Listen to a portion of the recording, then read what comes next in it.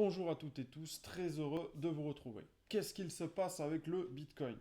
Avons-nous déjà les premiers signes d'un retournement? Je vous réponds juste après ça.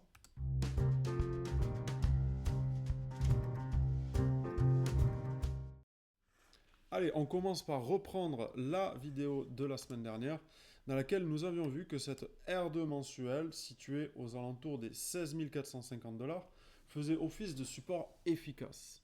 Plusieurs indicateurs le prouvaient, notamment en UT 30 minutes, nous avions une divergence haussière sur le RSI, et ça pouvait rendre crédible une fin de correction et potentiellement renvoyer les cours juste sous les 20 000 $ pour consolider. Donc on reprend notre graphique et qu'est-ce qu'on s'aperçoit? Les 16 450 $ ont bien supporté les cours et les ont renvoyés sous les 20 000 $ en consolidation comme prévu. On a eu ici un plus haut et un plus haut, de plus en plus haut, et un plus haut et un plus haut de plus en plus bas. Donc ça, c'est une divergence baissière. Ça peut être mauvais signe, il faut quand même la prendre en compte. Et voilà, là, il y a deux choses. Soit ça signifie que la résistance est très forte, que beaucoup d'intervenants sont observateurs, soit dans un scénario plus pessimiste, ça pourrait annoncer un double top. On va se mettre en 4 heures et voir un petit peu ce que ça donne. Alors pour le moment, on voit que cette oblique a été cassée ici, mais que la R2 annuelle continue de soutenir les cours. Mais on voit que le RSI a des difficultés à se maintenir au-dessus de sa zone de neutralité. Si jamais on va casser cette R2 annuelle, on risque très probablement de s'arrêter au moins un moment sur le pivot mensuel. Ce pivot mensuel, il correspond à un retracement de Fibonacci. C'est les 61,8 de Fibonacci. Voilà, c'est le retracement de cette jambe de hausse qui donne encore plus de force à ce pivot mensuel. Pour conclure, on est dans une zone de résistance qui est dangereuse, sensible. Il faut mieux être assez expérimenté pour s'amuser à trader là-dedans. Moi, personnellement, si je dois re-rentrer, ça sera sur ce pivot mensuel avec une très petite mise comparée à mon capital et éventuellement sur les deux autres gros supports que j'ai mentionnés juste avant. Je crois que c'était 15 800 $ et 14 000 $. Alors, pour ceux qui se posent la question comment je passe mes trades sans être en permanence devant les écrans, c'est très simple, ça s'appelle Krill.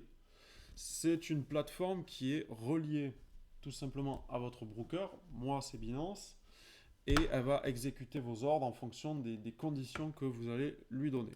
Alors moi, c'est très simple. Pour le swing trade qui correspond à cette vidéo et à mon analyse, on va faire un premier bloc qui va être déclenché uniquement si le prix atteint les 21 000 $. On va en mettre un second bloc qui va correspondre au prochain gros support qui se situe aux alentours des 15 800 $. Et un dernier bloc qui correspond, vous l'aurez compris, au dernier support. On va mettre 14 100 $ au cas où qu'on aille juste l'effleurer. On va mettre des blocs conditionnels.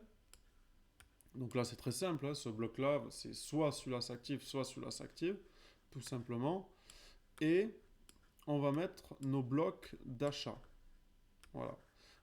Hop. Alors moi, je choisis d'acheter au prix du marché pour être sûr d'être exécuté. Vous pouvez faire des stratégies évidemment bien plus complexes que ça avec Krill, il n'y a pas de problème. Vous avez une grosse communauté sur ce site, sur le channel Telegram aussi, qui va vraiment vous conseiller sur comment utiliser ce site. Mais voilà, moi je l'utilise de manière assez simple personnellement, juste des trades programmés comme ça. Mais vous avez là-dessus des stratégies terribles avec des robots de trading qui sont capables de générer des choses intéressantes. Mais moi, c'est pas ma manière de faire.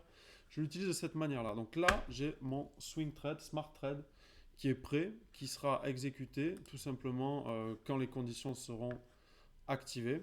Ah, j'ai oublié un petit détail assez important quand même. Hop. Donc voilà, là c'est juste pour l'exemple, mais grosso modo c'est comme ça que je l'utilise. Ensuite tout simplement on clique sur lancer.